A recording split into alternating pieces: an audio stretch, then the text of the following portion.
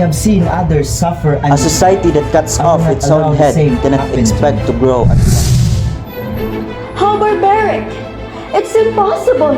I wasn't born to suffer disappointment. Do you know who you're talking to? You must understand, my child, that the people are like children with a firm hand. Those that disobey will they can be trusted to think for themselves. The stars in the sky are in Forgive me, Isagani, but the heart does not always reign. to be with. Behind every good deed is a hidden agenda. Beware of false Behind every prophets kindness who comes to is you a in selfish shep's motive.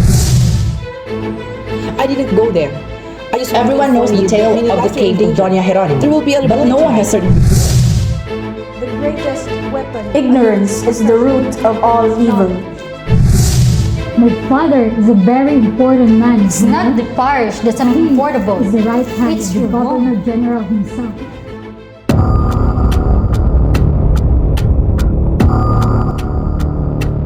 The dinner is in full swing. Guests are chatting and laughing, enjoying the food and the drinks.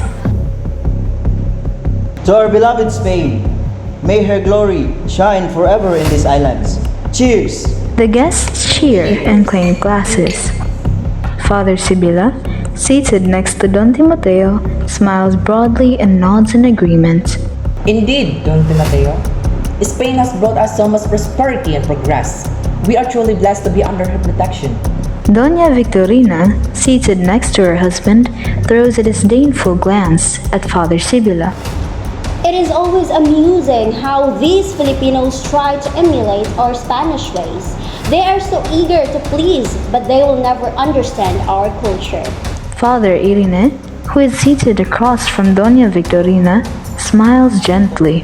I believe that all cultures have their own unique beauty and value, Doña Victorina. We should strive to appreciate the differences rather than judge them. Doña Victorina scoffs at Father Irene's words. Oh, how naive you are, Father Irene. These Filipinos are nothing but savages. They need our guidance and our control. Camora, seated at the far end of the table, watches Doña Victorina with a cold, calculating gaze. He knows that she is a hypocrite, a woman who pretends to be a champion of Spanish culture while secretly despising the Filipinos. The arrogance of these colonizers knows no bounds. They believe they are superior to us, but they are blind to their own hypocrisy. The conversation turns to politics. Don Timoteo, eager to impress his guests, launches into a long and pompous speech about the benefits of the Spanish rule. We are here to celebrate the triumph of civilization over barbarism. The Spanish Empire has brought us education, religion, and progress to these islands. We have lifted the Filipinos out of their primitive state and brought them into the light of enlightenment. Juanito, seated next to Polita, nods in agreement.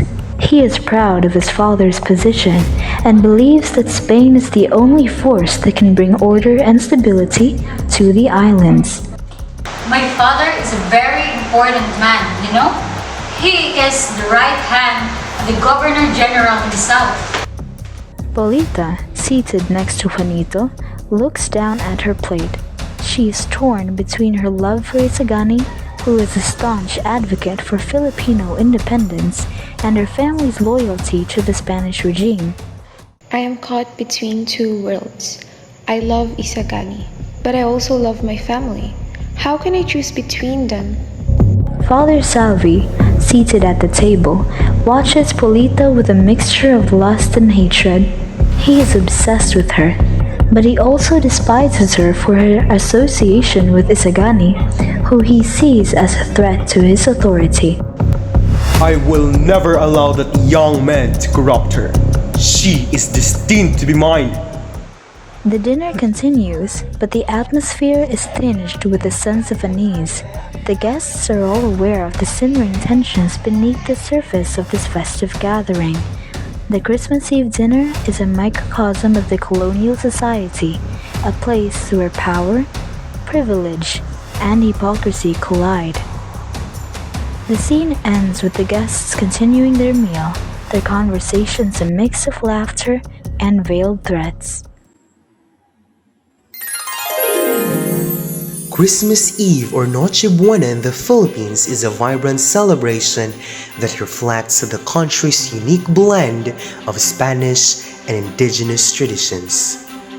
This festive occasion is deeply rooted in Roman Catholicism with the Midnight Mass, Misa de Gallo, symbolizing the Filipino people's strong devotion to their faith.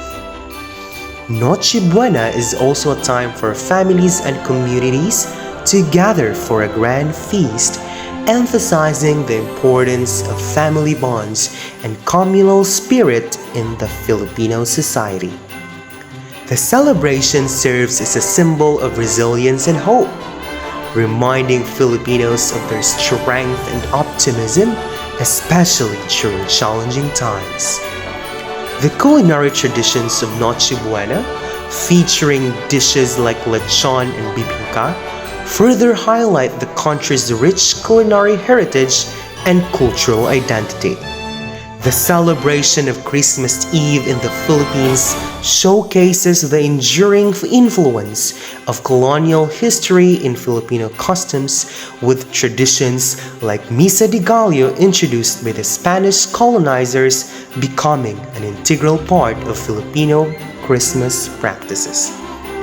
The parallelism between Christmas Eve traditions and the historical and cultural context of the Philippines is evident in the fusion of Spanish and indigenous elements in the celebration.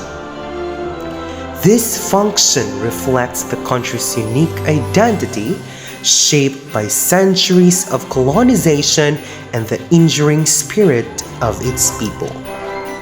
In essence, Christmas Eve in the Philippines is a testament to the country's rich cultural tapestry, religious devotion, and enduring spirit.